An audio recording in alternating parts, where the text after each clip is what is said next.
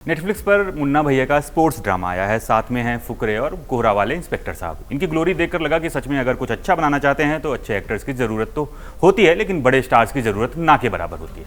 Trailer देखकर लग गया था कि इसमें खूब मारपीट, एक्शन और वायलेंस होने वाला है, लेकिन ये भी पता चल गया था कि ये कहानी इससे कहीं आगे की है। तो अपने इस वीकेंड या अगले किसी वीकेंड में 7 घंटे की सीरीज़ को बिंज वॉच करना चाहिए या नहीं, बस यही बताने के लिए आया हूँ।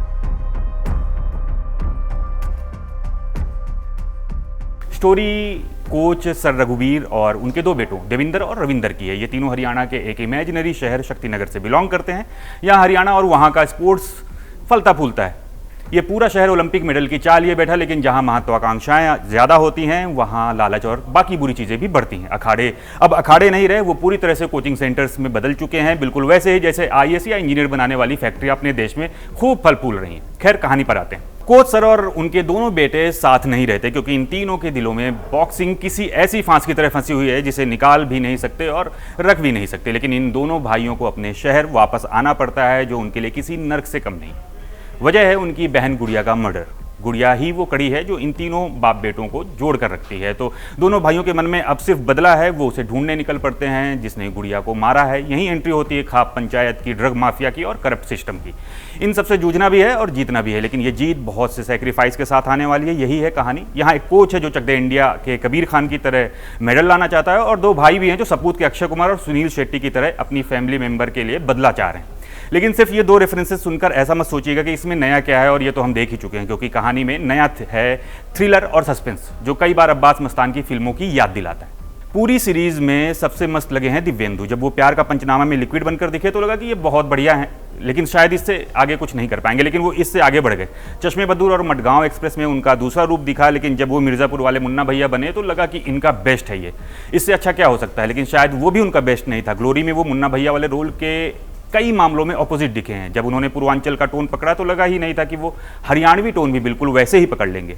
क्वर्की, गुस्सैल और नेगेटिविटी के साथ ह्यूमर, सब कुछ इतना परफेक्ट है कि उनके हर सीन में सिर्फ वही दिखते हैं। पुलकित सम्राट की बात करें तो उनका ऐसा रूप थोड़ा सा तैश में भी दिख चुका है, लेकिन तब वो अनकंट्रोल्ड दिख रहे थे। यहाँ पर गुस्से के साथ कंट्रोल्ड वे में इतनी बढ़िया एक्टिंग की है कि जो लोग कहा करते थे कि वो सलमान खान जैसा ऑरा बनाने की कोशिश करते हैं, वो गलत साबित हो जाएंगे। फुकरे वाला फुकरा अब मत समझना इन्हें, ये उससे कहीं आगे निकल चुके हैं।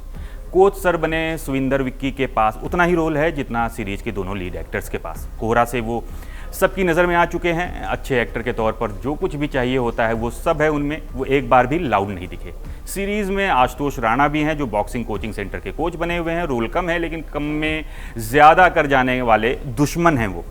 जाकिर हुसैन, यशपाल शर्मा और सिकंदर खेर भी हैं, और ये तीनों वही काम करते हैं जो कुछ सालों पहले आई फिल्मों में इरफान खान किया करते थे, यानी कम स्क्रीन टाइम में भी स्क्रीन पर चमक बढ़ाने का काम, क्वालिटी बढ़ाने का काम।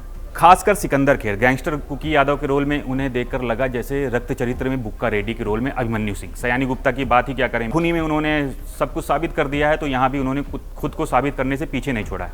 कश्मीरा परदेसी ने भारती का रोल किया है और उन्हें देखकर फ्रेशनेस विद क्वालिटी फील होती है। कर्मण्य आहूजा और अंशुमन इसके क्रिएटर हैं। ये लोग राणा नायडू और मिर्ज़ापुर जैसी सीरीज दे चुके हैं। राणा नायडू जैसी लिखावट यहाँ भी दिखती है। उन्होंने टाइट रखा है सब कुछ। कई जगह प्रेडिक्टेबल होने के बावजूद सीरीज अच्छी लगती है। यही राइटिंग की खूबसूरती भी होती है।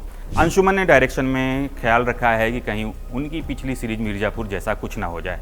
जैसे मिर्ज़ापुर में सब कुछ वायलेंट था, यहाँ कहानी उससे आगे की है। खून खराबे के आगे की कहानी बनाकर अंशुमन ने फिर से बताया है कि वो आगे भी बहुत कुछ अच्छा देने वाले हैं। सीरीज का BGM, बैकग्राउंड में बज रहे रैप्स और उनके साथ हो रहा एक्शन इसे टॉप नॉच बनाता है। ऐसा लगता ही नहीं है कि ये कोई देसी सीरीज चल रही है, लगता है कि कोई अमेरिकन TV सीरीज देख रहे हैं। सीरीज में कई सीन हैं जहां स्मूथली ट्रांजिशन दिखता है और वो कनेक्ट रखता है। तो अगर कहीं कहीं धीमी भी होती है स्टोरी तो इसकी वजह से तेज लगती है। एक सीन डिस्कस कर लेता हूँ।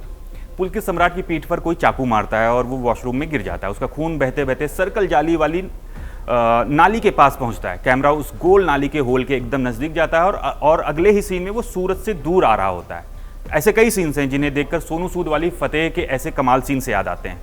सीरीज़ का सस्पेंस कूल है, आखिरी तक नहीं पता चलता कि असली कातिल कौन है। थ्रिल पैदा करते सीन्स इसका सबसे मजबूत हिस्सा है। कई बार तो वही सस्पेंस फील होता है जो गोविंदा की दुलारा में महसूस हुआ था। नेगेटिव बस इतना है कि खून खराबा बहुत रियल लगता है, तो अगर ऐसा कुछ देखना पसंद नहीं है तो मत देखिएगा। और वही जो पहले भी बताया है कि प्रेडिक्टेबल चीज़ें हैं और कहानी में नयापन नहीं है। कई अलग अलग रेफरेंसेस से चीज़ें उठाई गई हैं, लेकिन इसके बावजूद ये बिंज वर्दी है, क्योंकि ये पुरानी चीज़ों से इंस्पायर्ड तो है लेकिन नएपन के साथ।